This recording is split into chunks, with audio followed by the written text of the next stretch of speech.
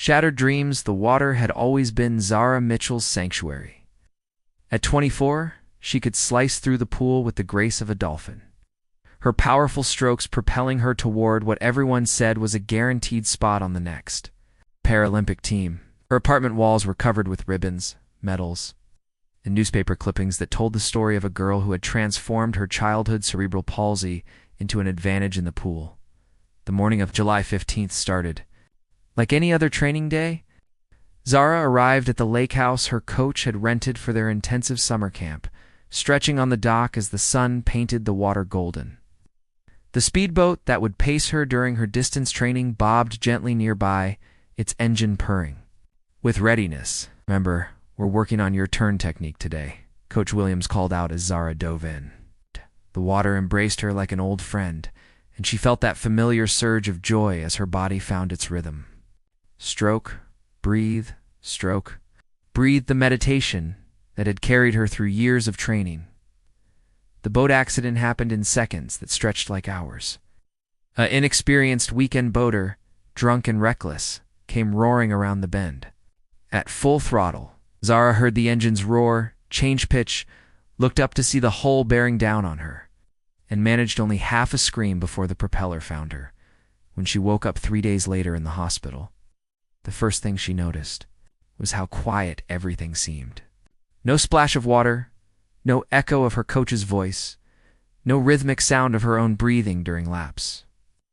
Just the steady beep of machines and the rustle of her mother's tissues as she wept in the corner chair. Zara, honey. Dr. Peterson's voice was gentle, but couldn't soften the words that followed. We had to amputate both arms below the elbow. The damage was too extensive to save them. The world tilted sideways. Swimming wasn't just what Zara did, it was who she was. Her arms had been her engines, her tools, her identity. Without them, she wasn't a swimmer anymore. She wasn't anything anymore. The weeks that followed blurred together in a haze of phantom pain and phantom hope. Well-meaning friends visited with flowers and promises that everything would be okay, but their eyes couldn't hide the pity. Her coach stopped by once, awkwardly mumbling something about keeping in touch, but they both knew her racing days were over. The Paralympic Committee sent a formal letter expressing their regrets and best wishes for her recovery. Her boyfriend, Jake, lasted 2 months before the weight of her needs became too much. I just can't handle this, he said on a rainy Tuesday, not meeting her eyes. You're not the same person anymore. He was right, though not in the way he meant. Zara, who had lived for the feeling of cutting through water, was gone. In her place sat a hollow shell who stared at the ceiling and wondered what the point of anything was now. Her arms had been her wings, and without them, she was just falling. The engineer's vision, Marcus Rivera, had always been more comfortable with machines than people. In his cluttered workshop 3 floors below the bustling Mercy General Hospital, surrounded by circuit boards, servo motors, and half-assembled prosthetic prototypes, he found the peace that social situations never provided. At 31, he had already revolutionized 3 different aspects of biomedical engineering. But his colleagues knew him more for his awkward silence in meetings than his groundbreaking work. The workshop walls were covered with sketches of impossible devices, arms that could feel texture, legs that responded to thought, hands that could perform surgery. Most people called his ideas science fiction. Marcus called them next Tuesday. His own journey into prosthetics had begun 15 years earlier, when his younger sister Carmen lost her leg to bone cancer. We'd watched her struggle with conventional prosthetics that chafed, limited her movement, and never quite felt like part of her body. That frustration had driven him through MIT, through his doctorate, and through countless sleepless nights, trying to bridge the gap between human intention and mechanical response. Dr. Peterson knocked on his door on a Thursday morning in September, carrying a thick file and a worried expression. Marcus, I have a case that's challenging. A young swimmer, bilateral amputations below the elbow. She's been in deep depression for 2 months. Won't consider traditional prosthetics. Marcus looked up from the neural interface he was calibrating. Swimming requires incredibly precise motor control. The water resistance alone would make conventional prosthetics nearly useless. Exactly why I thought of you. Dr. Peterson sat down, pushing aside a tangle of wires. Her name is Zara Mitchell. She was Paralympic bound before the accident. Now she won't even get out of bed. Marcus studied the medical files, his engineers. Mind already racing. The amputation sites were clean, the residual muscle tissue healthy. More importantly, her neural pathways were intact. The brain was still sending signals to arms that no longer existed. Those phantom signals were usually seen as a problem to be managed. Marcus saw them as data to be harnessed. "I'll need to see her," he said, already sketching preliminary designs on his whiteboard. But not in a hospital room. Those places kill hope before engineering can resurrect it. 3 days later, Marcus stood outside Zara's apartment with a small device in his hands, not a prosthetic, but something far simpler and more important. When she finally answered the door after 5 minutes of knocking, he saw the hollow exhaustion in her eyes that he recognized from his sister's worst days. "I'm not interested in whatever you're selling," Zara said, starting to close the door. "I'm not selling anything," Marcus replied, holding up the device. "I'm giving you something. This measures muscle contractions in your residual limbs. Signals your brain is already sending." "May I?" Something in his quiet confidence made her pause. Marcus gently placed the sensors against her arms and activated the small screen. Immediately, it lit up with cascading patterns of electrical activity. "Your brain is still trying to swim," he said softly. "Every day, probably dozens of times, it's sending the exact same neural patterns it used when you were in the water. The signals are there, waiting for something to receive them." Zara stared at the screen, watching her phantom movements translated into light and data. For the first time in months, she felt a flicker of something that might have been hope. "What would you need to build arms that could actually swim?" she asked. Marcus smiled, the first genuine smile he'd managed in weeks. "Time, patience, and a swimmer willing to teach an engineer how to fly through water." Building trust the first month was brutal. Marcus had converted half of his workshop into a testing area, complete with a small tank for water resistance trials. But Zara could barely stand to be in the same room as the prosthetic prototypes. They looked too much like the arms she'd lost, yet nothing like the arms she remembered. "I can't do this," she said during their 4th meeting, after a failed attempt to simply put on the basic framework. "It feels wrong. It feels like wearing someone else's body." Marcus understood. He'd seen this reaction before, but never quite this intensely. Instead of pushing, he did something unexpected.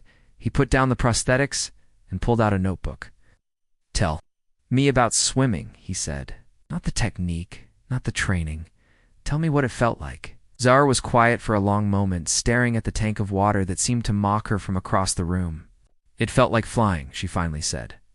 "Like the water held me up and pushed me forward at the same time. My arms weren't just moving through the water, they were having a conversation with it." Marcus nodded, scribbling notes. "The water gave you feedback, pressure, resistance, flow patterns. You weren't just stroking, you were reading the water and responding to what it told you exactly." Zara's voice grew stronger. "I could feel tiny changes in current. Sense when someone else entered the pool 3 lanes over. Know if I was gaining or losing speed just from how the water moved around my fingers." "Then that's what we build," Marcus said simply. Arms that can move through water, but arms that can feel it." The breakthrough came 6 weeks later, when Marcus finally cracked the code for tactile feedback sensors. He'd been working 80-hour days, sleeping on the workshop couch, surviving on coffee and determination.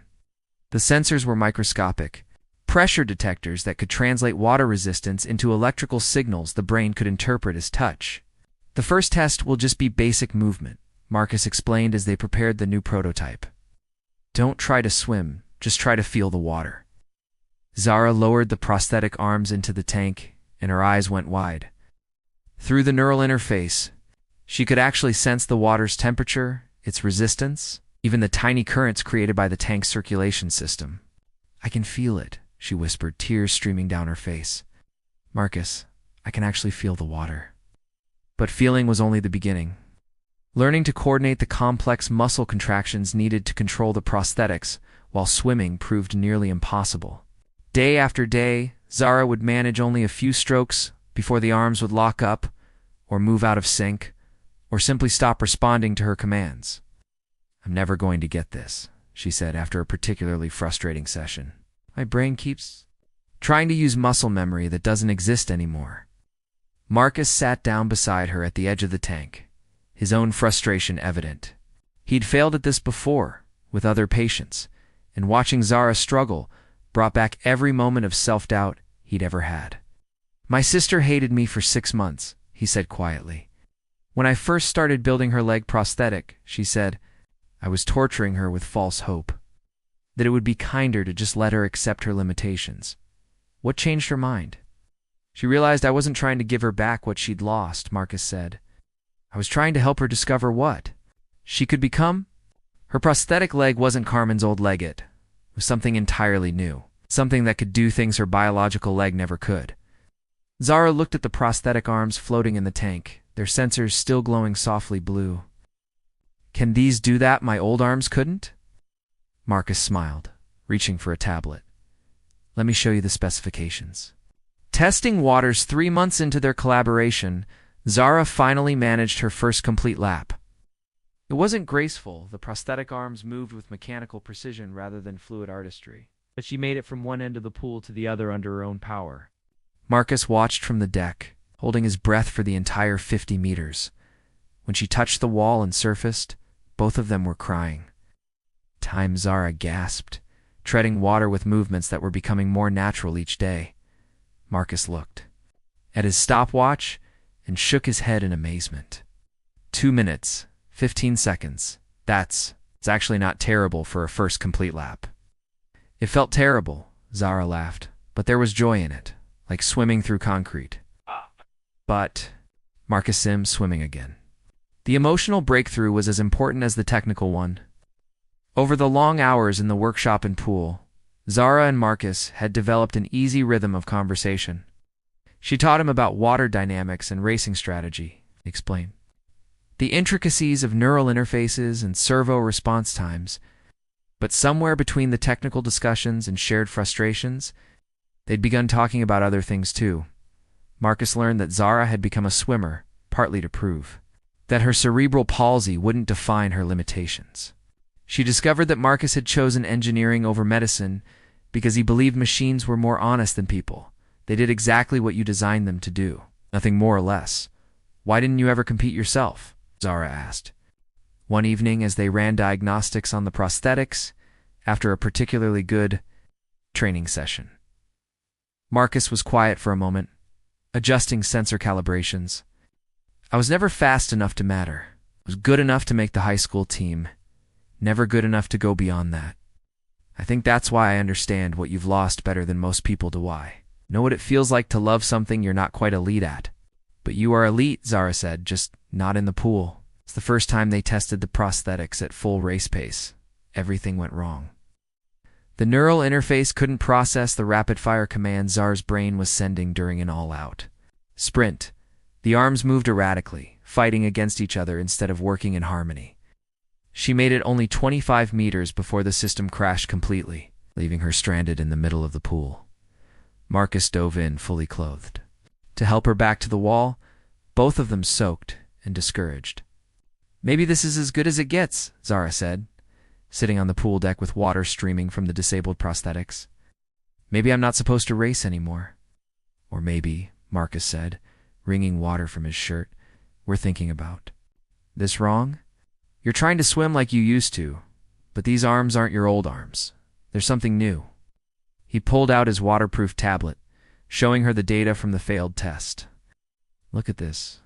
When the system crashed, there was a moment, just 3 seconds, where the neural patterns were perfect. Your brain wasn't trying to recreate old movements. It was creating entirely new ones. Zara studied the graphs, seeing the spike of perfectly synchronized activity Marcus was pointing to. What was I thinking about during those 3 seconds? That's what we need to figure out. The answer came during an unexpected moment 2 weeks later. Zara wasn't trying to swim fast or practice techniques. He was simply floating on her back, letting the prosthetic arms move gently through the water while she watched clouds through the pool's glass ceiling. The movements were meditative, purposeless, and completely natural. Marcus, she called out, still floating but with growing excitement in her voice. I think I know what we've been doing wrong. We've been trying to make these arms swim like human arms, but they're not human arms. There's something else entirely. Marcus looked up from his monitoring equipment, seeing something in Zara's expression he'd never seen before. Not hope, but certainty. "Show me," he said. What followed was unlike any swimming Marcus had ever witnessed. Instead of fighting the water, Zara moved through it like she was conducting an orchestra. The prosthetic arms became extensions of her will, responding to intentions, rather than just muscle contractions. She wasn't swimming faster than she ever had. She was swimming differently than anyone ever had. When she finished the lap and looked up at Marcus, both of them knew they'd crossed a threshold that couldn't be uncrossed. "I want to race," Zara said. "Not in Paralympic competition, in open water. Against everyone." Marcus nodded, already mentally designing the modifications they'd need. "When? The Harbor Classic is in 6 weeks. It's a 5-kilometer open water race. Professional swimmers, amateur enthusiasts, everyone together." "That's ambitious," Marcus said, but he was smiling. "It's also completely insane. Good thing I know an insane engineer." Racing toward Love, the morning of the Harbor Classic dawned gray and choppy, with 3-foot swells rolling in from the open ocean. Marcus stood on the beach beside Zara, making final adjustments to the prosthetics while trying not to let his nervousness show. They'd trained for 6 weeks straight, but open water was different from a controlled pool environment. "Sensors are reading optimal," he said, checking the waterproof tablet one more time. "Neural interface is stable. Battery life should be good for at least 2 hours at race pace." Zara nodded, but her attention was focused on the other swimmers warming up around them.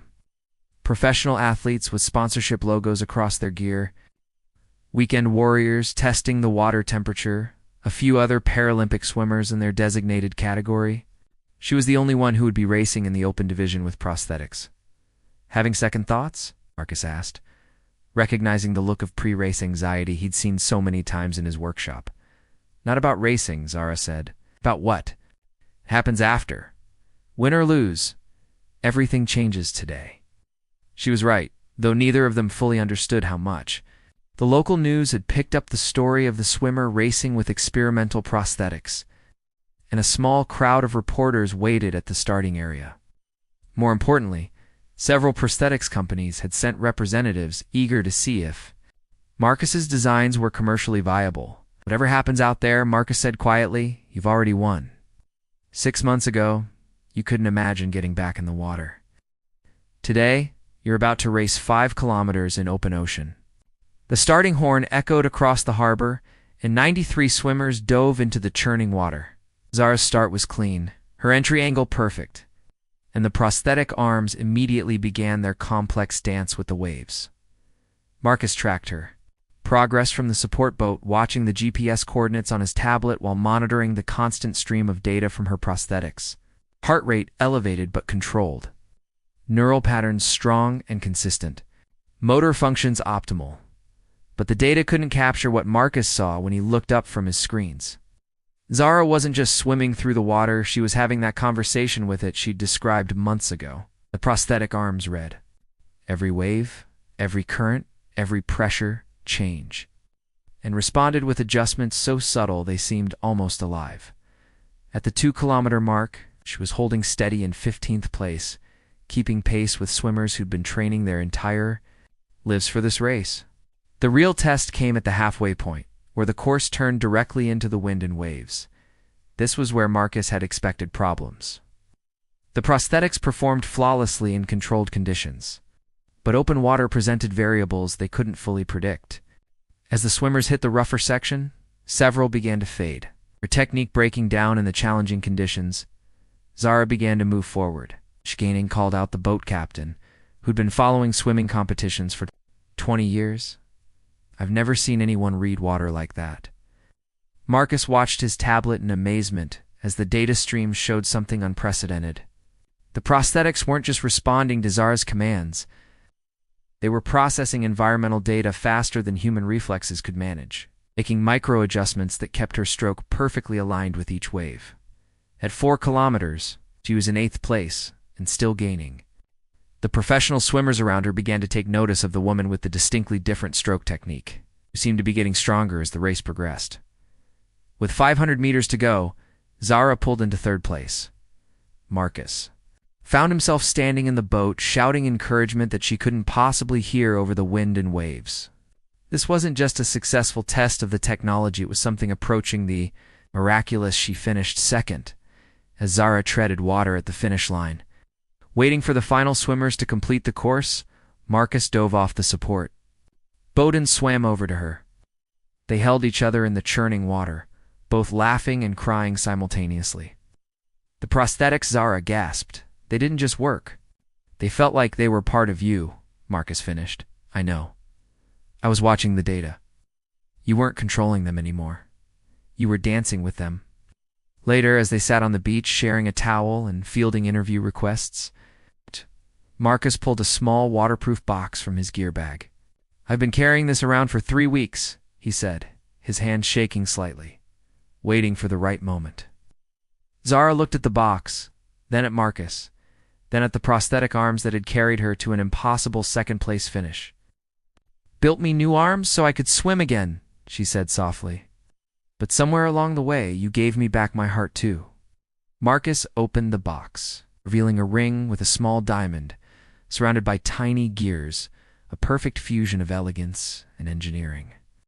I love your mind, he said. I love your determination. I love the way you see possibilities where everyone else sees limitations. I love that you taught me the difference between building something that works and building something that dreams. As Zara said yes, the ocean waves continued their endless dance with the shore. And somewhere in Marcus's workshop, the next generation of prosthetics waited to give other people their own second chances at the impossible. The race was over, but their real adventure was just beginning.